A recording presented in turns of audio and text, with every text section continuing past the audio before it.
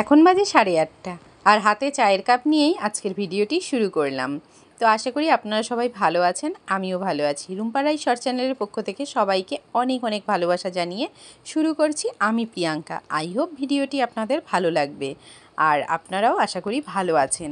তো আমিও আছি, ভালো আছি, আপনাদের আশীর্বাদে ভালো আছি। তো চা খেয়েই বেরিয়ে পড়লাম মেয়েকে আনতে। তো আজকে ওর বাবা স্কুলে ওকে দিয়ে এসেছে, তো আমি আনতে যাচ্ছি, এই কারণে একটু চা খেয়ে বেরোতে পারলাম। স্কুলে পৌঁছে গেছি, এই যে মেয়ে স্কুল ছুটি হয়ে গেছে আর মেয়েকে নিয়ে পৌঁছেও গেছি আবার আমাদের রথতলায়। তো নেমেই মেয়েকে বলছিলাম দেখ কত জল। কালকে সারা রাত বৃষ্টি হয়েছে, তো আজকে মেয়েকে পাঠাতে হলো কারণ মেয়ে 3 দিন স্কুলে যায়নি, তাই মেয়েকে আজকে স্কুলে পাঠিয়েছিলাম। আর যাওয়ার সময় ওর বাবা বাইকে দিয়ে এসছে, তাই বুঝতে পারিনি কি জল হয়েছে। আমরা এবার কিভাবে যাবো রাই? উড়ি বাবারি, উড়ি বাবারি, ওঠো, এটার উপরে ওঠো। হ্যাঁ চলো চলো চলো, আমাদের ছোট্টরাই যেতে পারছে না। ছোট্টরাই যেতে, হ্যাঁ যাও, এটার মধ্যে একটা একটা পা দিয়ে দিয়ে চলে যাও। জল পার করেই সোজা চলে এসেছি ঘরে। আর ঘরে এসেই একটুও বসার টাইম নেই, কারণ কিচেনে ঢুকে গেছি। ওর বাবা নাইট করে এসেছিল, আবার বেরিয়ে যাবে 11টায়। তো আমি না চাল কুমড়ো ঘন্ট আর ডিমের ঝোলটা খুব তাড়াতাড়ি করে রেখে গেছি, রান্নাঘর ক্লিন করাও হয়নি। আর এই যে এসেই মেয়ে বলছে মা খিদে পেয়েছে, তাড়াতাড়ি করে একটু বানিয়ে দিলাম। আর এই একটু পরোটা, আর এই যে ভাত বসিয়ে দিয়েছি। তো এটা ভাতটা হচ্ছে আর ওকে একটু পরোটাটা খাইয়ে দেবো। তো সর্দি লেগেছে, ঠান্ডা লেগেছে, মুখে কিছু স্বাদ নেই, তো সেই সব কারণে ওর কিছু খেতেও পাচ্ছে না। তো ভাবলাম যে একটু করে দিই, তাহলে ভালো লাগবে।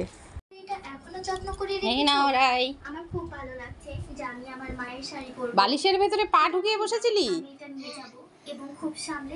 তো রাইকে খাবারটা দিয়ে দিলাম, আর এর মধ্যে ওর বাবা ডিউটিতে চলেও গেছে আর ভিডিওটা তোলা হয়নি। আর আমি সমস্ত রকম কাজকর্ম সেরে স্নান করে নিলাম, আর এখন রাইকেও স্নান করিয়ে দিয়েছি আগে। আর এখন জামা কাপড়গুলো মেলবো। তো বাইরে তো আজকে প্রচণ্ড বৃষ্টি হচ্ছে, আর সেই কারণে নিচে তো গিয়ে জামা কাপড় মেলতেই পারবো না, তো এখানেই জামা কাপড়গুলো মেলে নিচ্ছি। জামা কাপড় আমাদের মেলার খুবই কষ্ট, তো কি আর করা যাবে, এখানেই শোকাবো। আসলে কি বলো তো, ভিডিও যারা করে বা করে এসেছে, কেউ সফলতা পাক বা না পাক, কিন্তু ভিডিওটা এমন একটা করার মানে ভালোবাসায় জড়িয়ে গেছি আমরা। তো সংসারের কাজকর্ম প্রতিটি জিনিস সবার সঙ্গে শেয়ার না করলে না সত্যিই ভালো লাগে না। তো সেই কারণেই যে কোনো সত্যি কন্টেন্টের অভাব, কোনো কন্টেন্ট নেই, কিন্তু ডেইলি ব্লগে আর কি করব, তো এই সব তুলে ধরে নিয়েই তো ডেইলি ব্লগ করতে হয়। তো সেই কারণেই যা করি সেটা নিয়েই তোমাদের কাছে পৌঁছে যাই। আর কথা কি বলো তো, ওই যে মানুষ বলে না যে কিছু কিছু সময় চুপ করে থাকতে হয়। চুপ করার সবচেয়ে বড় সুবিধা হলো তোমার হয়ে কেউ না কেউ উত্তরটা দিয়েই দেবে, হয় মানুষ, না হয় সময়। কথাটা কিন্তু একদম ঠিক।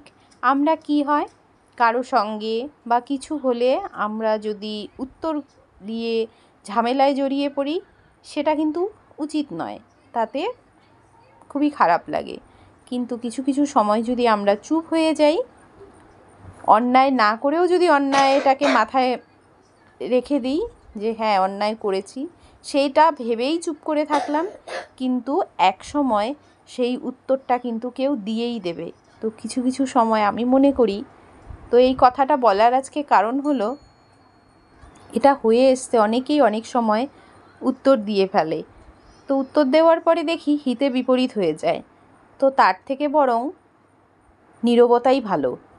তো কিছু কিছু সময় দেখবে তোমার হয়ে তুমি অন্যায় না করলেও সেই উত্তরটা কেউ না কেউ দিয়েই দেবে। হয় সময়ে যে তোমাকে কষ্ট দিচ্ছে সে সময় পরিবর্তন হলে বুঝতে পারবে, নয়তো কেউ বলে দেবে। তো এই দেখো, বকবক করতে করতে রাইকে খাওয়ানোও হয়ে গেছে, আর এবার আমিও খেয়ে দিয়ে রাইকে নিয়ে শুয়ে পড়লাম। আর মেয়ে আমার রেগে গেছে, ভীষণ রাগ করছে আজকে, কারণ ও টিভি দেখছিল আর আমি টিভিটা অফ করে দিয়েছি, ওই জন্য রেগে গেছে। তো আমি বললাম রেগে যা, কিছু করার নেই, কারণ আবার কালকে স্কুল আছে, তাড়াতাড়ি তো ঘুমাতে হবে, এমনিতেই অনেকটা দেরি হয়ে গেছে। এই দেখো রাইকে নিয়ে ঘুমিয়েছিলাম, আর ঘুম থেকে ওঠার পর সন্ধেবাতি দিলাম, আর তখনই ওর বাবা চলে এসছে।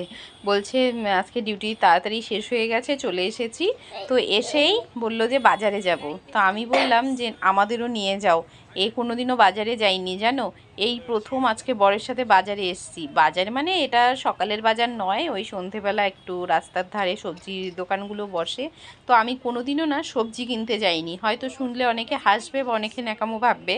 তো সত্যি কথা প্রয়োজন পড়েনি, যাইনি আমি সেরকমভাবে কিছুই সবজি বা বাজার করতে পারি না, কিনতে পারি না।